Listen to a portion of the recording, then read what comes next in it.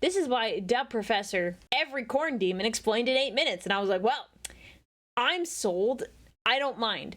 All I see is demon and I say slay, purge, kill. Bloodletters. The most common demons of Khorne, forming the core of his endless I love it. We just got right into it.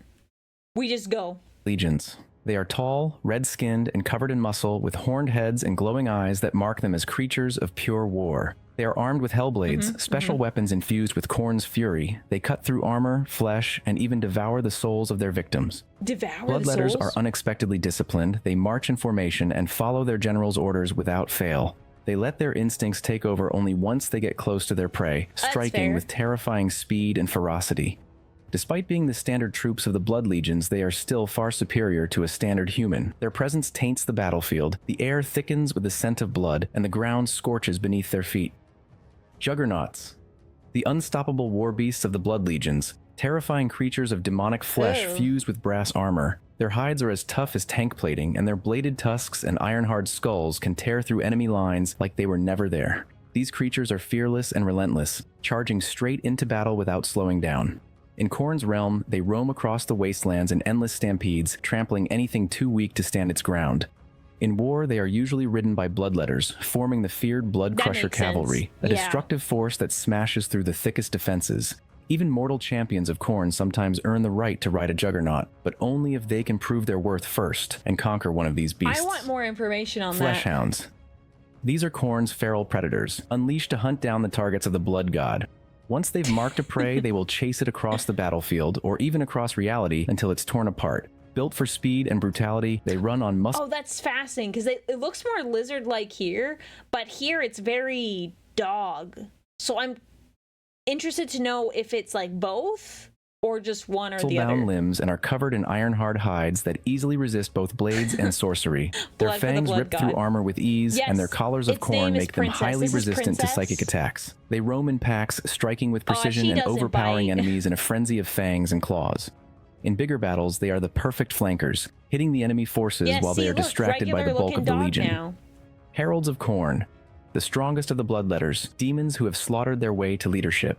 They serve as battlefield commanders, leading Khorne's legions with a mix of raw power and their commanding presence. Stronger and more skilled than their kin, they What is that? What is that? Ew! wield empowered hellblades that can carve through the toughest armor.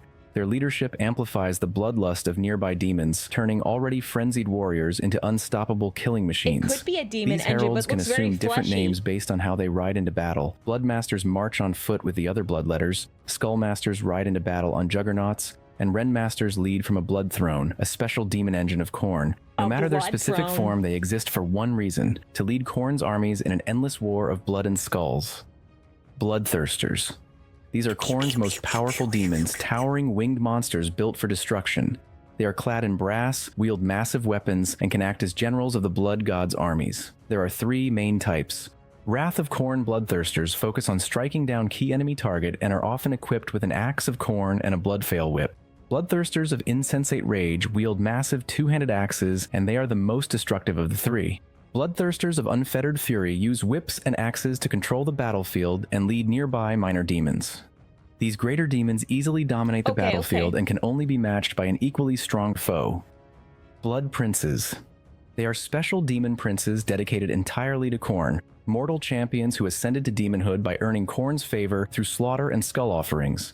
Once they are transformed into a Blood Prince, these champions acquire immortality and a formidable strength that can rival that of greater demons. Some of the most infamous Blood Princes include Doombreed and Uraka the Warfiend, both ancient warlords from the old days of Terra, and Goreclaw, a Chaos Space Marine that earned... I didn't realize some of the demons had lore, like minor-esque demons. ...his ascension by defeating more than 100 Astartes in melee combat. While some still retain a sliver of their former selves, all Blood Princes share the same fate, being bound in service for an eternity of war in Khorne's name. Skulltaker. Sounds like he's having a good time, This special demon is though. Khorne's personal executioner, a legendary bloodletter who roams the battlefield seeking only the strongest enemy champions. He hunts down the greatest of every race and takes their skulls as offerings for the Skull Throne. He wears a cape of skulls and wields the Slayer Sword, a weapon infused with the Blood God's fury. This allows him to That's be a impressive. formidable duelist. His victims' skulls are claimed and kept as trophies, their spirits forever trapped in torment as a reminder of his victories. Skulltaker can either fight on foot or atop his juggernaut steed, appearing where the battle is thickest, cutting down warlords, champions, and heroes with unstoppable precision. So you don't want to see him on the battlefield. Also known as the Hound of Vengeance, it is Khorne's favorite hunting beast, a massive three-headed flesh hound unleashed to track down and destroy those who defy the blood god. Unlike ordinary flesh hounds, Khorne is not just a pack hunter, he is fully capable of hunting strong foes by itself and is often sent to claim the skulls of cowards, oathbreakers, and sorcerers who think they can escape Khorne's wrath. Oh, okay, that's Each of his three cool. heads serves a purpose. One sees the past, one the present, and one the future, ensuring that no prey can ever truly escape. Psykers are his favored prey, as his collar of Khorne makes him nearly immune to warp sorcery. Skarbrand. Known as the Exiled, he was once Khorne's greatest demon. He wields twin axes, slaughter, and carnage, and used to be a warrior without equal who stood at the blood god's side. But this did not last. Manipulated by Tzeentch, he turned his rage against Khorne himself, striking the blood god before realizing his mistake. Khorne was disgusted by Skarbrand, not for challenging him, but for doing so like a coward, striking him from behind. Khorne tore Skarbrand's wings to shreds and cast him out of the Brass Citadel, exiling him to wander the warp. Now, he exists in a state of mindless, uncontrollable rage, unable to think beyond the need to destroy. Despite his exile, Skarbrand still collects skulls in a desperate attempt to prove himself worthy of Khorne's forgiveness. Engrath the Unbound. The most powerful bloodthirster of Khorne, a being of pure, unrestrained slaughter. Towering over even other greater demons, he is Khorne's greatest general, unleashed only when the blood god needs total devastation. His raw strength is so immense that he has crushed titans in hand-to-hand combat, and his presence warps reality with the fury of the warp.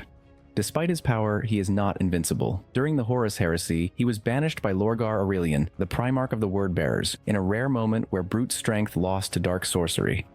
But this defeat means little. Engrath is eternal, and can return over and over as long as Khorne considers him of use. Kabanda. Another infamous... I hate this guy. That's my husband. Hi, husband. Good to see you, husband. Bloodthirster, known for his rivalry with Sanguinius, the Primarch of the Blood Angels. He is a renowned warlord of Khorne, leading demonic legions into battle with brutal efficiency. His most legendary battle took place during the Siege of Terra, where he fought Sanguinius in single combat. The Bloodthirster had already fought the Primarch with some success in the past, and even managed to hold its own against one of the best duelists of the Empire. But Kabanda's advantage was short-lived as Sanguinius ultimately slayed him at the gates of the Imperial Palace. He's dope. Like all Bloodthirsters, Kabanda wields massive weapons, favoring a huge barbed whip and a battle axe to crush his foes. He remains one of Khorne's most relentless warriors, still seeking the ultimate duel against the Blood Angel's lineage. Angron. Once the Primarch of the World Eaters, Angron has been fully transformed into a demon prince of Khorne. Now larger, stronger, and completely consumed by bloodlust, he leads his legion in eternal campaigns of destruction. As a demon Primarch, he is far superior to any other blood prince of Khorne, and has even led groups of bloodthirsters in battle. He dual wields a massive sword and an axe, called respectively Samniarius and Spinegrinder. His presence alone drives his warriors into a frenzy, turning the already savage World Eaters into unstoppable berserkers. Unlike Khorne's mortal champions who fight to earn his favor, Angron has no choice. He is bound to his rage, trapped in endless warfare with no purpose beyond killing. It's rough for him. That's it for our overview of Khorne demons in Warhammer 40k. There you go. The one moment where Lorgar was effective. Oof, you're not quite wrong there.